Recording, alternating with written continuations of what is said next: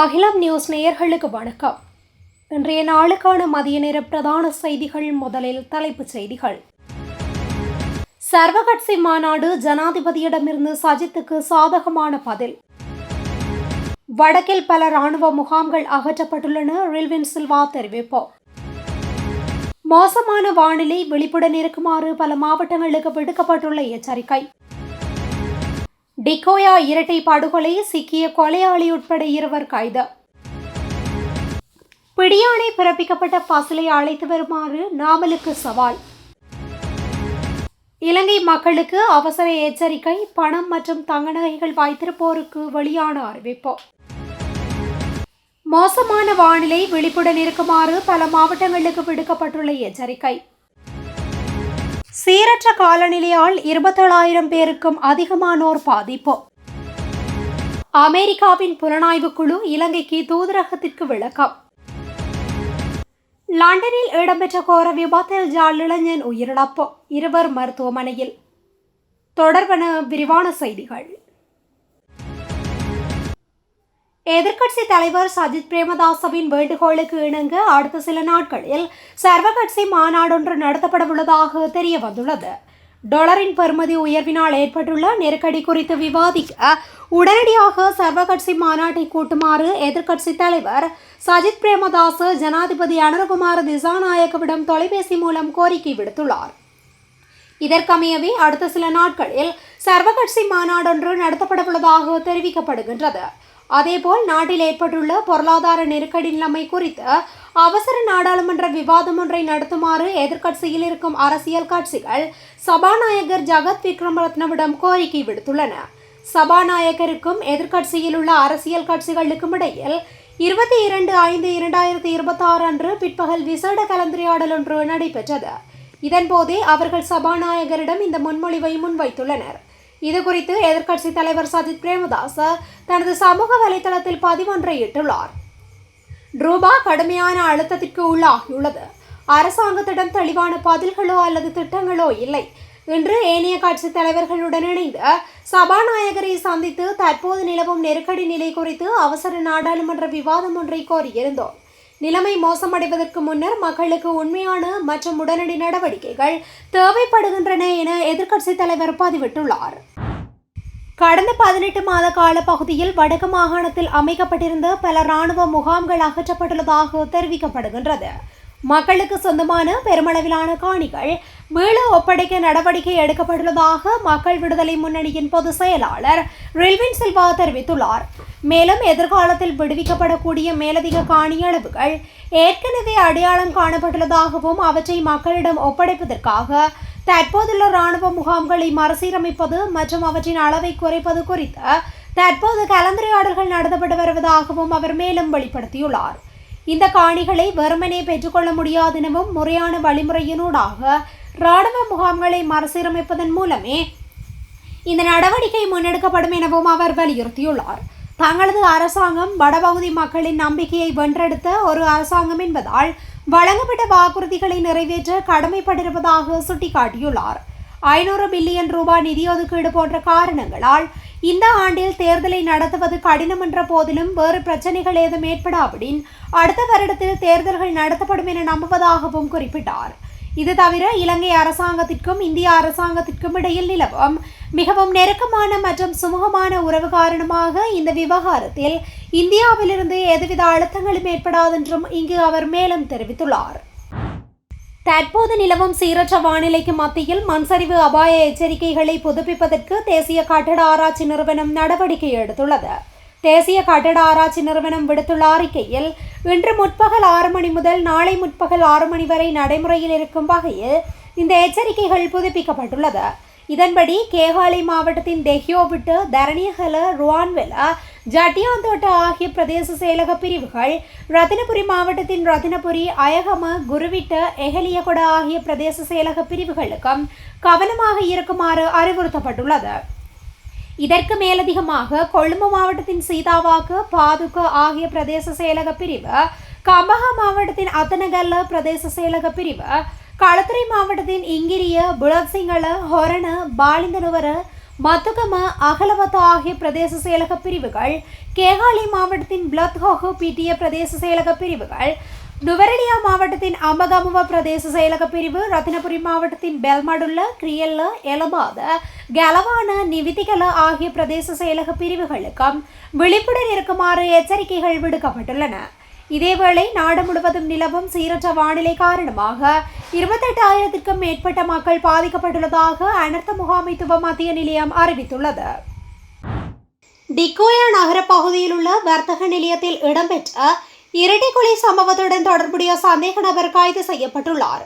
பொகவந்தலாவ பெட்ரோசோ பகுதியில் உள்ள வீடொன்றில் மறைந்திருந்த நிலையில் சந்தேக நபர் நேற்று பிற்பகல் கைது செய்யப்பட்டதாக ஹட்டன் காவல்துறையினர் தெரிவித்துள்ளனர். சந்தேக நபர் வயோதிப தம்பதியினர் இருவரையும் 21ஆம் திகதி கொலை செய்துவிட்டு உறவினர்களின் வீட்டில் மறைந்திருந்த நிலையில் பொதுமக்களினால் வழங்கப்பட்ட தகவலுக்கு அமைய சம்பவ இடத்திற்கு சென்ற பொகவந்தலாவ காவல்துறையினர் குறித்த சந்தேக நபரை கைது செய்துள்ளனர்.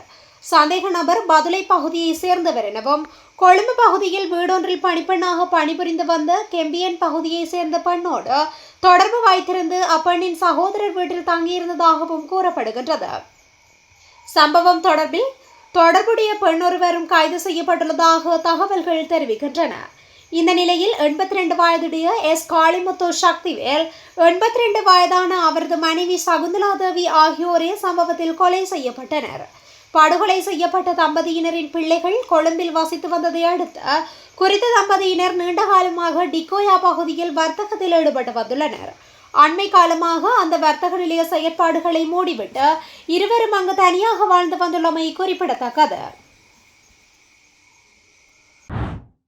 சமீபத்திய நீதிமன்ற விவகாரங்கள் ராஜபக்ஷ குடும்ப உறுப்பினர்கள் மீதான அழுத்தத்தை அதிகரித்துள்ளதாக கூறியுள்ள பிரதி அமைச்சர் பிரசன்ன குணசேன, முடிந்தால் பசில் ராஜபக்ஷவை மீண்டும் அழைத்து வருமாறு ஸ்ரீலங்கா பொதுஜன பெரமுனவின் நாடாளுமன்ற உறுப்பினர் நாமல் ராஜபக்ஷவுக்கு சவால் விடுத்துள்ளார்.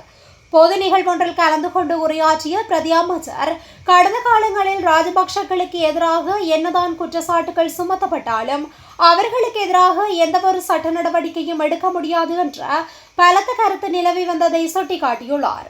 எனினும் சமீபத்திய நீதிமன்ற உத்தரவொன்றை மேற்கோள் காட்டி பேசிய அவர், தற்போது பல சட்ட வழக்குகள் நிலுவையில் உள்ளதாக குறிப்பிட்டுள்ளார். கடந்த ஜனாதிபதி மற்றும் பொது தேர்தல்களின் போதே ஊழல் நிறைந்த நிர்வாகத்திற்கு எதிராக ஒட்டுமொத்த பொதுமக்களும் தங்களின் தீர்ப்பை தெளிவாக வழங்கிவிட்டனர் என்றும் பிரதி அமைச்சர் தெரிவித்துள்ளார். அத்துடன் வரும் காலங்களில் ஊழல் குற்றச்சாட்டுகளுக்கு உள்ளானவர்கள் எவராயினும் அவர்களுக்கு எதிரான முறையான சட்ட நடவடிக்கைகள் எடுக்கப்படும் என்றும் பிரதி அமைச்சர் பிரசன்ன குணசேன மேலும் தெரிவித்துள்ளார். வெசாக் பண்டிகை காலத்தில் தங்க நகைகள், பணம் உள்ளிட்ட பெறுமதியான சொத்துக்கள் வைத்திருப்போர் கூடுதல் கவனத்துடன் செயற்படுமாறு போலீசார் பொதுமக்களுக்கு அறிவுறுத்தியுள்ளனர். தங்களது தங்க நகைகள் உள்ளிட்ட தங்களது மதிப்புமிக்க பொருட்களை திருடர்களிடமிருந்து பாதுகாக்குமாறும் எச்சரிக்கை விடுக்கப்பட்டுள்ளது. வெசாக் பண்டிகை காலத்தில் பொது அமைதிக்கு குந்தகம் விளைவிக்காமல் சமய நடவடிக்கைகள் நடைபெறுவதை உறுதி செய்ய சில சிறப்பு அம்சங்களை கவனத்தில் கொள்ளுமாறு போலீசார் பொதுமக்களை கேட்டுக்கொண்டுள்ளனர். நடனமாடுதல், முகக்கவசம் அணிந்திருத்தல், சந்தேகத்திற்கிடமான முறையில் நடந்து கொள்ளுதல், பொது இடங்களில் பிறருக்கு இடையூறு விளைவிக்கும் மற்றும் துன்புறுத்தும் வகையில் இசை வாத்தியங்களை ஒளிரவிடுதல், கோயில்கள் மற்றும் பந்தல்களுக்கு அருகில் பொருத்தமற்ற இசை அல்லது பாடல்கள் போன்றவற்றினை தவிர்க்குமாறும் போலீசார் அறிவுறுத்தியுள்ளனர். மேலும் ஒலிபெருக்கிகளை கொண்டு பிறருக்கு இடையூறு விளைவிக்காத வகையில் நடந்து கொள்ளுமாறும் அத்தகைய நடவடிக்கைகளை மேற்கொள்ள சட்ட நடைமுறையின்படி அனுமதி பெறுமாறும் போலீசார் அறிவுறுத்தியுள்ளனர். வெசாக் பண்டிகை காலத்தில் விகாரைகள், வெசாக் பந்தல்கள், கண்காட்சிகள், பக்தி பாடல்கள், நிகழ்ச்சிகள் மற்றும் தானசாலைகள் போன்ற இடங்களில் போக்குவரத்து நெரிசலை குறைப்பதற்கு அவசியமான நடவடிக்கைகளை மேற்கொள்ளுமாறு அனைத்து போலீஸ் நிலையங்களுக்கும் அறிவுறுத்தியுள்ளதாக போலீஸ் தலைமையகம் தெரிவித்துள்ளது. நாடு முழுவதும் நிலவிய சீரற்ற காலநிலையால் 27,000க்கும் மேற்பட்ட மக்கள் பாதிக்கப்பட்டுள்ளதாக பேரிடர் மேலாண்மை மையம் தெரிவித்துள்ளது. இன்று பிற்பகல் சனிக்கிழமை மையம் வெளியிட்ட அறிக்கையின்படி 6,907 குடும்பங்களைச் சேர்ந்த 27,419 பேர் இந்த மோசமான வானிலையால் பாதிக்கப்பட்டுள்ளனர். 6 மாவட்டங்களில் உள்ள 34 பிரதேச செயலக பிரிவுகள் இந்த பேரிடரால் பாதிக்கப்பட்டுள்ளன. மேலும் ஒரு உயிரிழப்பும் பதிவாகியுள்ளது. இதற்கிடையில் 2 வீடுகள் பேரிடரால் முழுமையாக சேதமடைந்துள்ளதாகவும் மேலும் 807 வீடுகள் பகுதியளவு சேதமடைந்துள்ளதாகவும் அந்த அறிக்கை மேலும் குறிப்பிட்டுள்ளது. இலங்கை திரைசேரி நிதியிலிருந்து 2.5 மில்லியன் அமெரிக்க டாலர் சட்டவிரோதமாக பரிமாற்றம் செய்யப்பட்ட சைபர் மோசடி விவகாரம் தொடர்பில் விசாரணைக்காக அமெரிக்காவின் மத்திய புலனாய்வு பிரிவின் குழுவொன்று இலங்கைக்கு வந்துள்ளதாக உள்ளூர் ஊடகங்களில் வெளியான செய்திகளை கொழும்பில் உள்ள அமெரிக்க தூதரகம் முற்றிலுமாக மறுத்துள்ளது. இதுபோன்ற எந்தவொரு குழுவும் இலங்கைக்கு அனுப்பப்படவில்லை என அமெரிக்க தூதரகத்தின் ஊடக பேச்சாளர் தெரிவித்துள்ளார். பல நாடுகளில் உள்ள பொதுவான நடைமுறையை போன்றே இலங்கையில் உள்ள அமெரிக்க தூதரகத்திலும் FBI சட்ட இணைப்பாளர் ஒருவர் பணியில் இருப்பதாக ஊடக பேச்சாளர் சுட்டிக்காட்டியுள்ளார். இந்த உத்தியோகபூர்வ பதவியில் உள்ளவர் உள்ளூர் அதிகாரிகளினால் கோரிக்கை விடுக்கப்படும் பட்சத்தில் இரு நாடுகளுக்கும் இடையிலான சட்ட அமலாக்க ஒத்துழைப்பு மற்றும் ஒருங்கிணைப்பு நடவடிக்கைகளை மட்டுமே மேற்கொள்வார் என தூதரகம் விளக்கம் அளித்துள்ளது. லண்டனில் இடம்பெற்ற கோர விபத்தில் யாழ்ப்பாணத்தை பின்புலமாக கொண்ட 29 வயது இளைஞன் ஒருவர் உயிரிழந்த சம்பவம் துயரத்தை ஏற்படுத்தியுள்ளது. இந்த விபத்து நேற்று அதிகாலை மே 22 அன்று சவுத் ஹோராவில் உள்ள ஈஸ்ட்கோட் லேன் பகுதியில் காரொன்று மரத்தின் மீது மோதி ஏற்பட்டுள்ளது. சம்பவத்திற்கு முன்னதாக ரோந்து பணியில் ஈடுபட்டிருந்த போலீசார் ஈஸ்ட்கோன் வேன் சாலையில் எதிர்த்திசையில் அதிவேகமாக சென்று கொண்டிருந்த ஒரு காரை கவனித்தனர். எனினும் அவர்கள் பின்தொடர்ந்த நிலையில் கார் மரத்துடன் மீது மோதி விபத்துக்குள்ளானதாக கூறப்படுகின்றது. சம்பவம் இடம்பெற்ற போது காரில் 3 பயணித்த நிலையில் ஒருவர் ஸ்தலத்தில் உயிரிழந்ததுடன் 25 மற்றும் 20 வயதுகளில் உள்ள 2 மருத்துவமனையில் அனுமதிக்கப்பட்டதாகவும் போலீசார் தெரிவித்துள்ளனர். இந்த நிலையில் இளைஞனின் மரணம் லண்டன் வாழ் புலம்பெயர் தமிழரிடையே பெரும் துயரத்தை ஏற்படுத்தியுள்ளது. இத்துடன் இன்றைய நாளுக்கான மதிய நேர பிரதான செய்திகள் நிறைவடைகின்றன. தொடர்ந்தும் இதுபோன்ற செய்திகளை உடனுக்குடன் அறிந்து கொள்ள அகிலம் நியூஸுடன் இணைந்திருங்கள். நன்றி, வணக்கம். அகிலம், மாற்றத்திற்கான மக்கள் குரல். இந்த வீடியோ பிடிச்சிருந்தா லைக் பண்ணுங்க, கமெண்ட் பண்ணுங்க, ஷேர் பண்ணுங்க. மறக்காம கீழே இருக்க பெல் ஐகானை கிளிக் பண்ணுங்க.